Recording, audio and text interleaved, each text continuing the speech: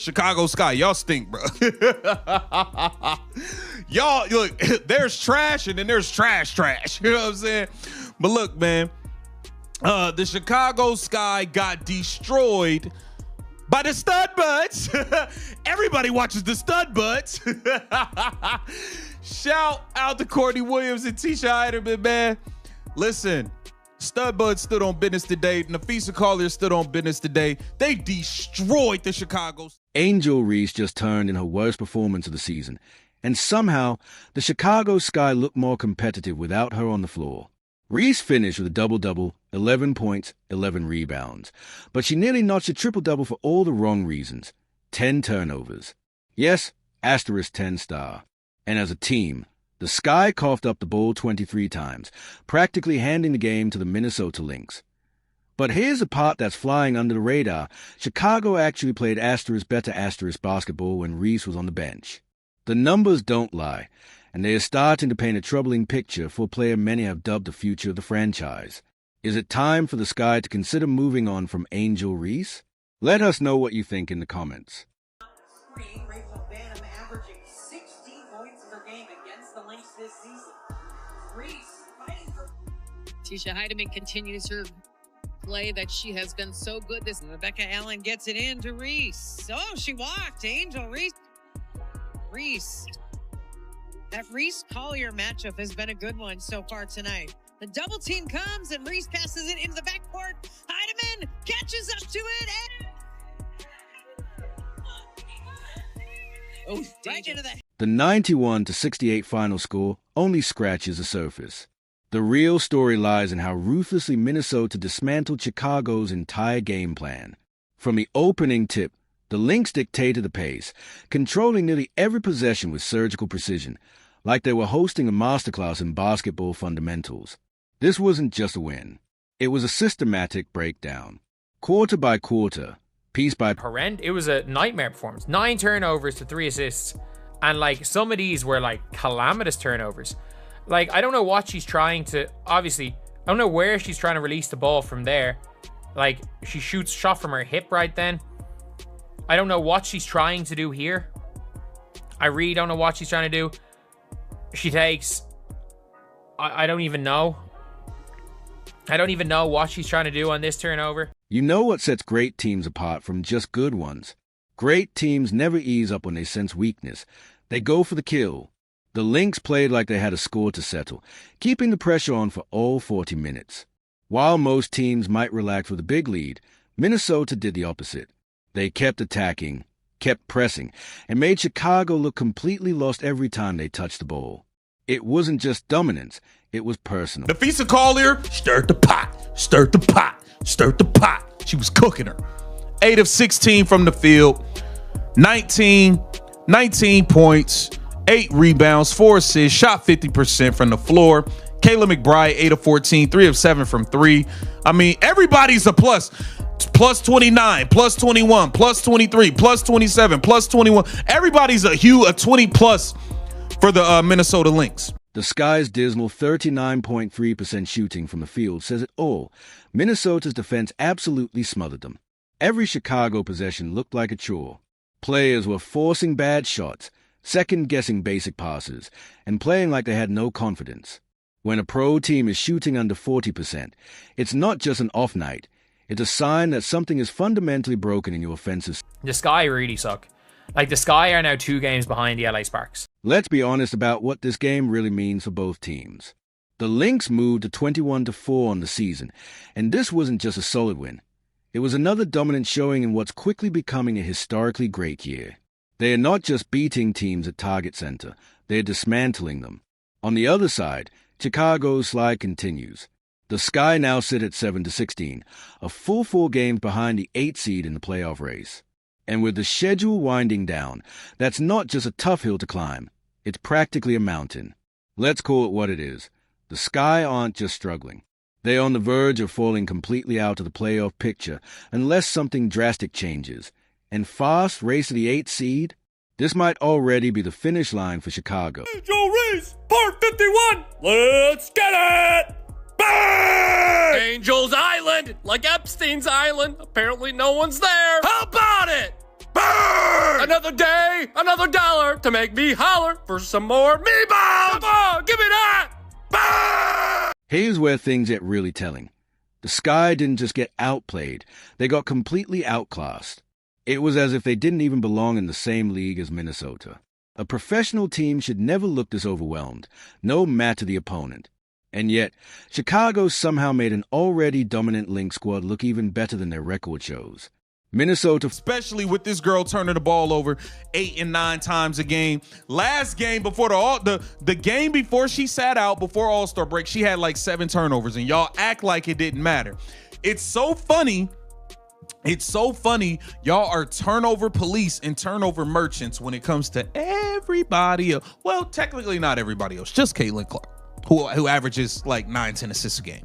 Y'all are turnover merchants when it comes to her, but y'all act like y'all don't see this girl turning the ball over 9 and 10 times a game, and she cannot handle the ball. She's not a point forward. Y'all gotta cut it out. Just cut it out, man. this wasn't just a loss for Chicago. It was a full-blown exposure of the team's core issues. The Sky are leaning far too heavily on individual efforts instead of playing connected, team-oriented basketball. And if you're looking for a snapshot of everything that's going wrong, one player's stat line summed it up perfectly, a clear reflection of just how flawed Chicago's approach has become. Angel Reese did, however, continue her double-double streak, 11 points, 11 rebounds. So she continues her double-doubles, McDoubles, you know what I'm saying? Angel Reese finished with a double-double, 11 points and 11 rebounds, yet somehow, for long stretches, looked like the least effective player on the floor. The kicker? Those 9 turnovers, a career high, completely overshadowed anything positive she brought to the table. 9 turnovers from your so-called franchise player in a single game. Angel Reese had 9 turnovers. Yo, listen, y'all got to stop with this point forward foolishness, man. Let's take a look, man. Hold on, man. Y'all be wildin'. Y'all be wildin', son.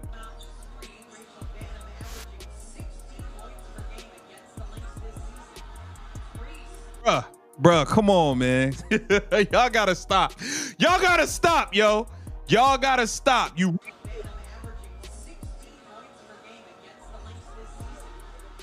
Angel Reese has built a reputation on double-doubles, but this game highlighted just how hollow those stats can feel when they come with such damaging mistakes. She was throwing the ball all over the place, turning simple passes into easy possession for Minnesota. Every time Chicago tried to get something going offensively, Reese would commit another turnover, completely killing any momentum they had. It wasn't just sloppy play. It was momentum-crushing, rhythm-breaking basketball. All right, y'all have to accept the fact this girl is not Alyssa Thomas. Can y'all just stop playing games now? Can y'all just stop playing games now? This girl is not Alyssa Thomas. Y'all, fool on. Y'all been turnover police. She had another 9 turnovers today. 9 turnovers to 3 assists. A minus 19. 9 turnovers to 3 assists. And y'all keep trying to act like this girl's a point forward. Y'all got to stop playing games, man. Stop playing. Let's break down those 9 turnovers. Reese attempted no-look passes that went straight to Lynx players. She traveled several times while trying to establish position in the post. She made errant passes that either sailed out of bounds or landed right in Minnesota's hands. And when trying to initiate offense from half court, she consistently lost control of the ball under minimal pressure. These weren't just fluke mistakes. They were fundamental breakdowns in basic basketball skills. Come on, man. Traveling, just traveling, just doing all types of stuff. Like, what? Yo, the Sky is bad. This game exposed Angel Reese's limitations as a point forward, a role that demands exactly the skills she's clearly lacking. Point forwards need exceptional ball handling, court vision, and decision-making, none of which Reese showed against Minnesota. Her 3 assists to 9 turnovers created a ratio that would be embarrassing for even high school players, let alone a professional. The irony is hard to ignore, especially when you look at a double-double streak. Reese is now tied with Elena Del. Bro, y'all have to stop playing games. She's not a point forward, bro. Stop playing games. Look at where are you? First of all, you're making a post entry from the logo, from the half court marker. Where are you going with the ball? Where are you going with the ball? Why would you try to make a post entry from right there, man? To make matters worse, Reese added another layer of poor decision-making by picking up a 7th technical foul of the season. She now leads the entire league in technical fouls and is just one away from an automatic suspension. This latest technical came after a minor verbal exchange with an opponent, highlighting her inability to stay composed at a time when her team needed leadership. Can somebody explain to me why Angel Reese keeps driving at Klindakova? Like, Klindakova has literally blocked Angel Reese 6 times this season. By herself. Like, she got free throws on this. I don't know how. And then she immediately tries to start a fight with somebody and gets teed up and is like one off a suspension. She gets swatted, hits the deck. Like, there's absolutely no foul in that. She gets a good whistle, jumps up, and then goes at somebody on the other team. Who's she go at? She goes at Diamond Miller, her former Maryland teammate. And like, Angel's one tech off a suspension as well. This performance perfectly highlighted the difference between padding stats and truly contributing to winning basketball. While Angel Reese was chasing rebounds and racking up turnovers, the Lynx played with cohesion and purpose, prioritizing team success over individual accolades. As Reese struggled with decision-making, Napheesa Collier and Kayla McBride quietly delivered a masterclass in winning basketball. Both finished with 19 points, but the way they got there was a lesson in efficiency and unselfish play. Their points came through smart off-ball movement, well-timed cuts, open threes generated by crisp ball movement, and efficient post-ups that kept the offense flowing. What made their performances even more impressive? Neither needed to... Now, am I surprised that they blew them out? No. Minnesota Lynx is probably the second best team in the league after the New York Liberty, in my opinion. And the Chicago Sky are the gum on the bottom of the shoe of the league. So we knew this would happen, but we are not seeing the continued growth from the Chicago Sky players. I mean, Camila Cardosa, 4 of 12. She had 10 and 10, but you expecting her to play, 4 of 12, you expecting more than that. Angel Reese was 4 of 8, 11 points, 11 rebounds, 3 assists, 9 turnovers. She was a minus 9. The contrast becomes even clearer when you consider Courtney Williams' impact. 10 points and 7 assists that showcase the Lynx's well-rounded approach. Williams not only found her own scoring opportunities, but also orchestrated the offense, creating open looks for teammates and keeping the ball moving with purpose. Her playmaking underscored what balanced basketball truly looks like. Multiple players contributing in complementary ways, not competing for touches. Minnesota's offense thrived on this versatility, making it nearly impossible for Chicago to lock in on any one threat. When the Sky tried to collapse on Collier in the post, McBride made them pay from deep. When they chased shooters off the line, Williams exploited the gaps with sharp, on-time passes to cutters. This is a power... Chicago Sky stink. Angel Reese is turning the ball over. She threw me a pass. I had 2 steals versus Angel Reese today. I had 2 of them things. You know what I'm saying? She threw me 2 of them. So it's like anybody can get, you know what I'm saying? You can get you some turnovers on Angel Reese, bro. Especially she out there handling the ball at half court, doing no-look handoffs to Casper, the friendly ghost, a.k.a. the other team, missing layups. I mean... it's a joke. What they're doing over there is a joke. The Lynx's defensive dominance, highlighted by 8 blocks, set the tone for the entire game.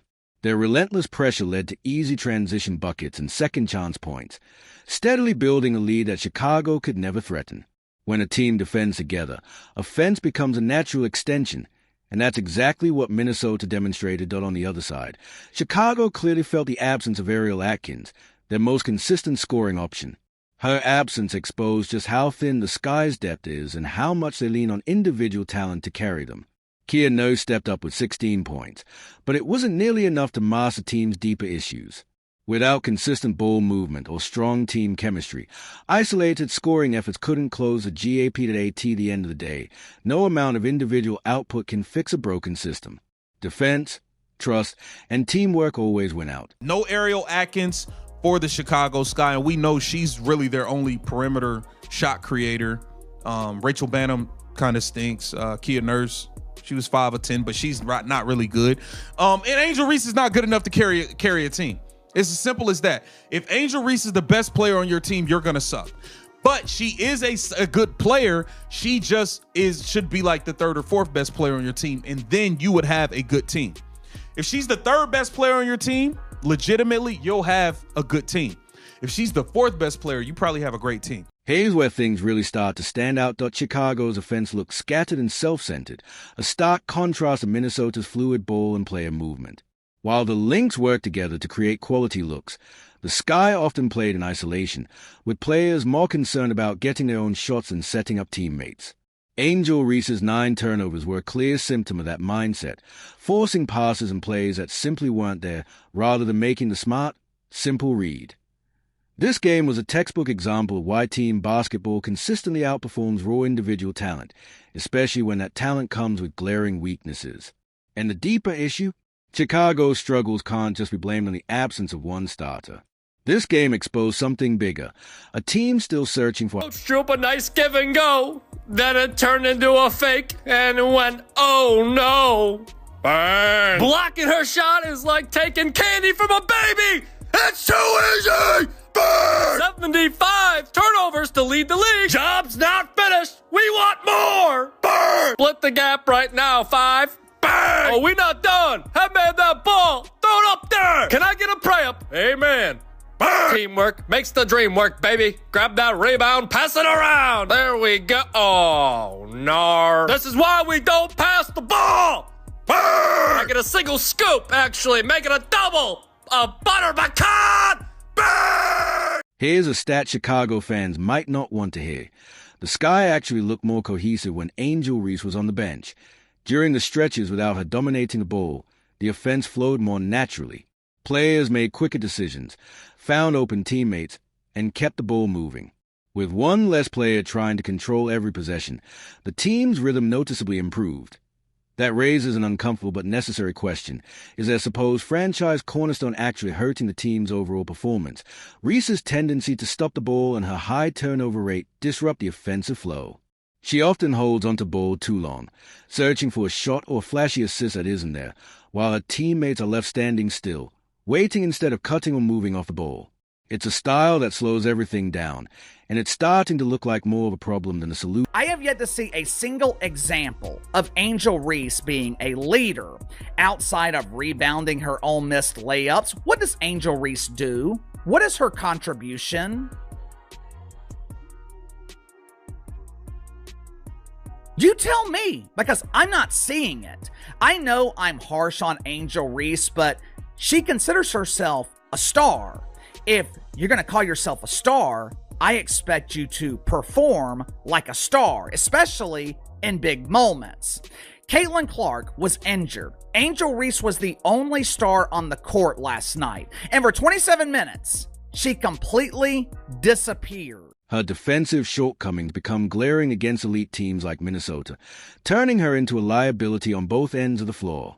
Quick guards beat her off the dribble with ease, while stronger forwards overpower her in the post. She often finds herself out of position, leading to unnecessary fouls as she scrambles to recover. Against high-level competition, these defensive lapses lead to easy buckets that completely deflate any momentum Chicago manages to build. What makes this contrast even more striking is when you look at players like Caitlin Clark. Clark elevates everyone around her with sharp decision-making and unselfish play. She reads the floor 2 steps ahead, consistently delivering passes that put her teammates in the best position to score. When she turns the ball over, it's usually the result of trying to make something happen, not from fundamental mistakes or poor judgment. That's a difference. One player disrupts offensive rhythm and gets exposed on defense, while the other enhances team performance by playing smart, connected basketball. Sky is falling. We got the Chicago Sky general manager, Jeff Pete, throwing Angel Reese under the bus. Chicago's 7-16 record is a harsh reminder that individual stats don't always translate to team success, especially when the individual approach is fundamentally flawed. Angel Reese can rack up all the rebounds and double-doubles she wants, but if those numbers aren't contributing to wins, they lose their value. Her -19 plus a minus against Minnesota tells a real story. She's hurting more than helping. This game might be the clearest sign yet that the Sky need to rethink both their offensive philosophy and Reese's role within it. Building around a player whose style disrupts team rhythm and exposes defensive vulnerabilities isn't sustainable at the professional level. Opposing teams have already figured out how to exploit her weaknesses, and Chicago hasn't adapted. Sometimes the toughest truth in basketball is admitting that your star might actually be holding the team back. The numbers don't lie. Chicago has looked more competitive when Reese isn't dominating possessions. And while she were busy chasing another double-double, the Lynx put on a clinic in how to win, sharing the ball, trusting each other, and executing as a unit. Minnesota's systematic dismantling of Chicago was more than just a loss. It was an exposure of a team built on the wrong foundation, individual stats over collective success. Now the question becomes unavoidable. Will the Sky keep prioritizing box score numbers, or finally confront the reality of their current trajectory? Should they explore trading Reese and resetting around a more team-oriented identity? Let us know your thoughts in the comments below. Don't forget to like, subscribe, and turn on notifications so you never miss a breakdown like this. Click the video on screen to keep the conversation going. We'll see you in the next one.